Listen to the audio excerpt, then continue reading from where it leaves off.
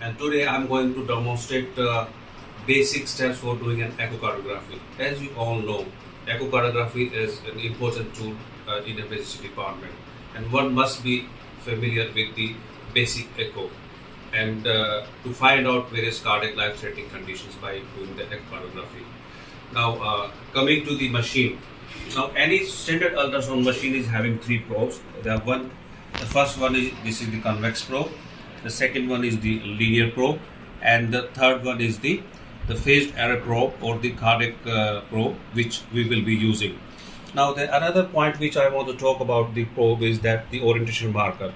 This is very important while doing the echocardiography, because if you don't have orientation of the orientation mark, then you will get confused between the right and left side of the heart.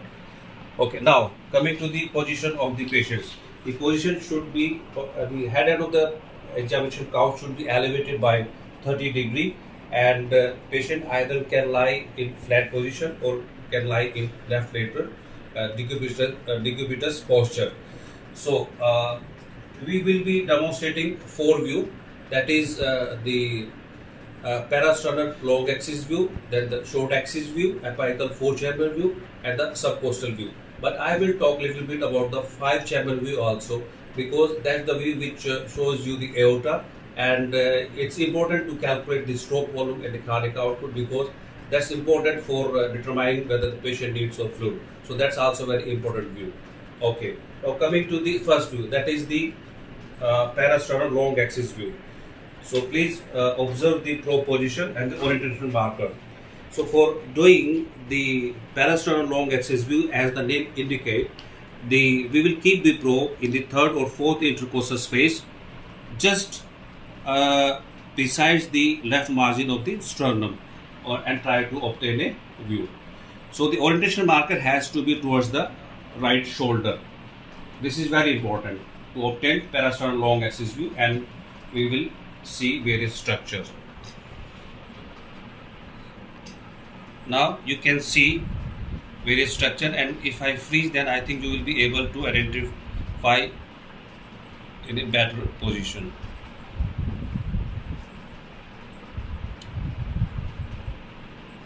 Okay, now I will label various structure. So starting from below, this is aorta. The white shining structure is the pericardium, and this is the left atrium. This is mitral wall, through which left atrium open into the left ventricle. So obviously this will be left ventricle, and the left ventricle opens into the aorta, as we all know. Mind you, this is descending aorta. Okay, now this is interventricular septum, and this is the right ventricle. So these are the various structure we can identify. As of now, we are not looking for any abnormality. We are just trying to get familiar with the normal anatomy of the heart on echocardiography. Okay, this was parasternal long axis view. Was again, one more time.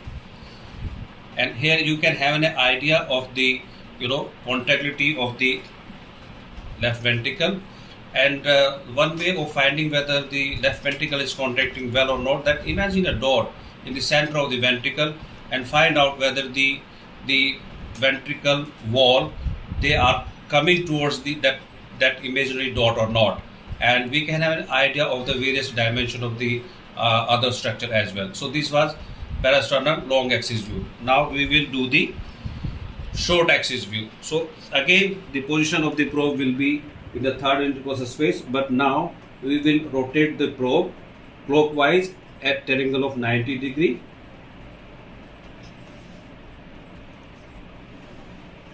And now you tilt the probe slightly upward, and now you can see, yes, this is the aorta, and this is the pulmonary artery. And if you can see this, the leaflet, small leaflet, white shiny structure, this is the, I'll focus it again. Yes, Okay, we will label the various structure on the short axis view. This is aorta, this is pulmonary artery, and here is the pulmonary valve. So these are the various structure seen on short axis view, and this is important for evaluating pulmonary artery. Once again, we try to focus it. Yes.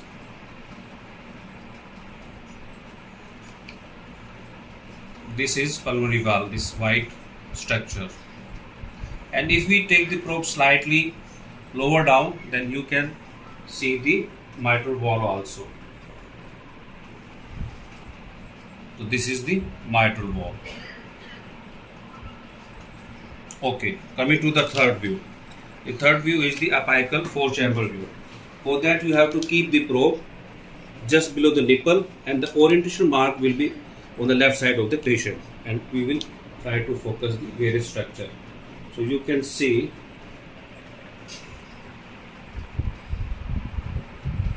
various structure on four chamber view. Again we will freeze. Yes. So again we label just to have better understanding. This is the left atrium. This is mitral valve. Again left ventricle, because left atrium open into the left ventricle. This is interventricular septum. This is right ventricle. This is tricuspid valve, and this is right atrium, and of course this is intraatrial septum. So these are the structure you can identify on apical four-chamber view. We will again have a look.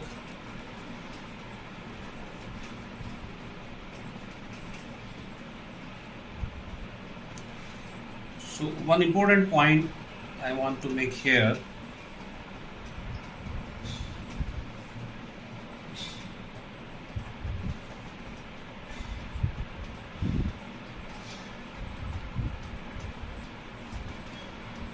Like how to identify which one is mitral valve and which one is tricuspid valve. So the valve which is attached more toward the apex side will be the tricuspid valve. So if this is the mitral valve, then these are the two valves. Then this valve will attach more distally or more towards the apex. So this will be tricuspid valve. This is how you identify the tricuspid valve. Okay, now coming to the five-chamber view which I just talked about for viewing the aorta. So in the same position, same probe position as for the four-chamber view, you can just rotate the probe clockwise, and you will see the opening of the aorta. So this is the left ventricle opening into the aorta. So we will have a look again.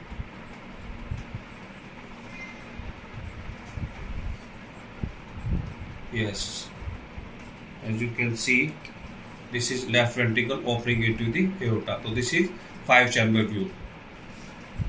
Now coming to the subcostal view. This view is done to evaluate right side of the heart and to see pericardial effusion or the diastolic collapse in cardiac tamponade.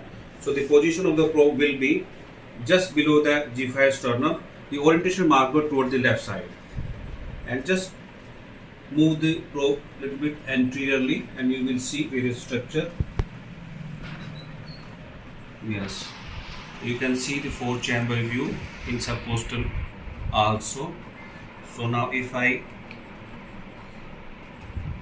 label various structure, then of course this will be liver, here will be the pericardium, this will be right atrium, this will be tricuspid valve, this will be right ventricle, This will be interventricular septum, and this will be left ventricle, mitral valve, and left atrium. And again, this is interatrial septum. So this is also important for evaluating interatrial septum also. But more important, it is done to evaluate the right side of the heart and to see for the cardiac tamponade for diastolic clutch. So I think this is a fairly good view, and we can appreciate the very structure. Now, one more thing I would like to tell you at this point of time is that don't panic. Have patience. Try. If you have access to a ultrasound machine, you can practice on your co-worker or your staff, your friend, and I'm sure with practice you will become rather super expert in doing bedside echocardiography and identifying various life-threatening cardiac conditions. Thanks for watching the video.